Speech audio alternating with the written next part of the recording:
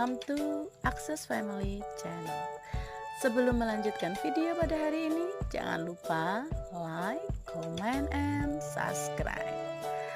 Okay everyone, do you like reading a story? Pernahkah kamu membaca atau mendengar sebuah cerita? Pastinya kalian pernah mendengar atau mungkin membaca sebuah cerita sebelum tidur. So, what story do you like? Jadi, kira-kira kisah apa ya yang kalian sukai? Have you ever read this story of? Kira-kira kisah apa yang sudah kalian baca? Karena seperti yang kita tahu bahwa cerita dongeng sendiri itu banyak sekali macamnya. Contohnya ada Cinderella, ada juga Snow White, ada Roro Jonggrang yang meminta 1000 candi, dan ada juga legenda Danau Toba. Jadi kisah-kisah tadi bisa dikategorikan ke dalam cerita naratif text. So, what is the narrative text? Narrative text is imaginative story to entertain people. Naratif teks adalah cerita imajinatif yang bertujuan menghibur seseorang. Cerita imajinatif itu termasuk ke dalam cerita yang tidak nyata. Maka dari itu, di dalam naratif teks juga memiliki social function. The purpose of narrative text is to entertain or to amuse the reader or listener. Jadi, tujuan dari naratif teks adalah untuk menghibur para pendengar maupun membaca. Maka dari itu, jenis teks ini cocok sekali untuk anak kecil, remaja maupun dewasa. Karena naratif teks sendiri bersifat naratif teks. Struktur kalimat dalam naratif teks sendiri dibagi menjadi 4. Apakah itu? Mari kita simak. Yang pertama ada orientation. Paragraf ini berisi tentang pengenalan tokoh dan latar yang terlibat dalam isi cerita.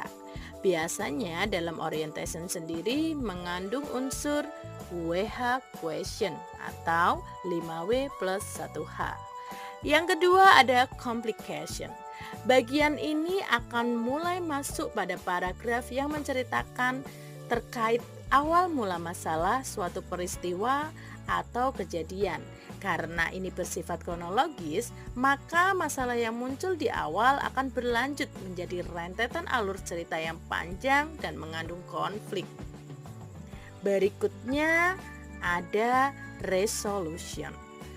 Resolution sendiri yaitu akhir dari cerita atau kesimpulan.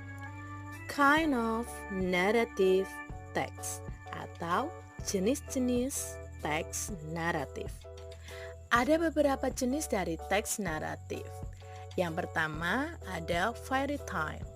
Fairy tale is a traditional story written for children that usually involve imaginary creature and magic.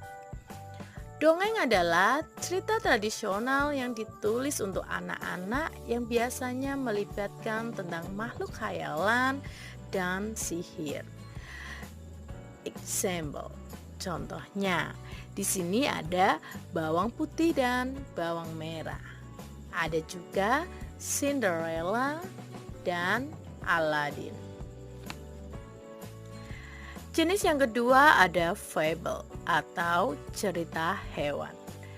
Fable is a fictional story with feather animal, plant, or object and lead to a particular moral lesson. Fable adalah cerita fiksi yang menampilkan hewan, tumbuhan, atau benda dan mengarah pada pelajaran moral tertentu. Di example, contohnya ada The Rabbit and the Turtle. Ada juga The Lion and the Mouse.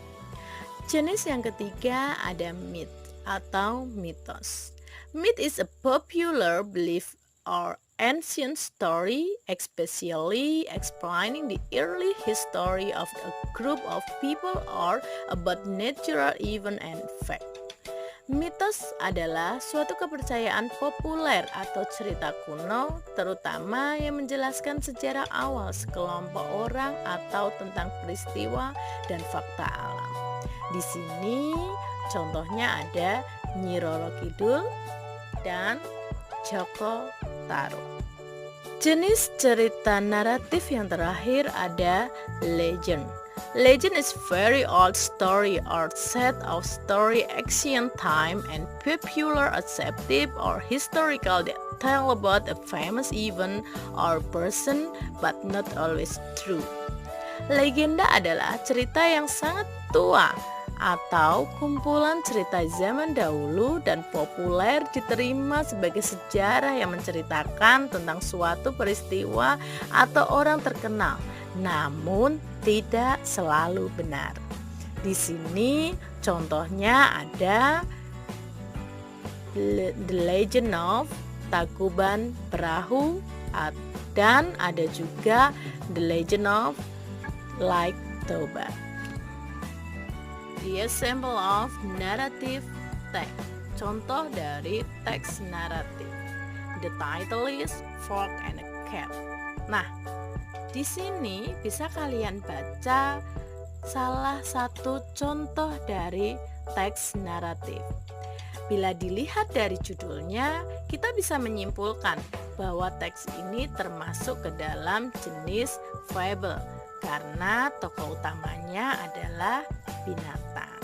Oke, mari kita identifikasi paragraf berikut. Nah, setelah membaca cerita tadi, ayo kita cari unsur kaidah kebahasaan dalam paragraf tersebut. Yang pertama ada simple past tense. Seperti yang kita tahu, tenses ini digunakan untuk menceritakan peristiwa pada masa lampau dengan bentuk perubahan kata kerja menjadi verb to. Contohnya, the fox sat silently under the tree. Kata sat di sini yaitu verb 2 dari kata sit yang berarti duduk. Berikutnya ada adverb of time. Adverb of time dalam teks tersebut ada dalam paragraf pertama, kita bisa lihat di situ ada one day. Berikutnya ada direct speech atau kalimat langsung. Salah satu contoh dari Okay everyone, that's all for today. Thank you for watching. Wassalamualaikum warahmatullahi wabarakatuh.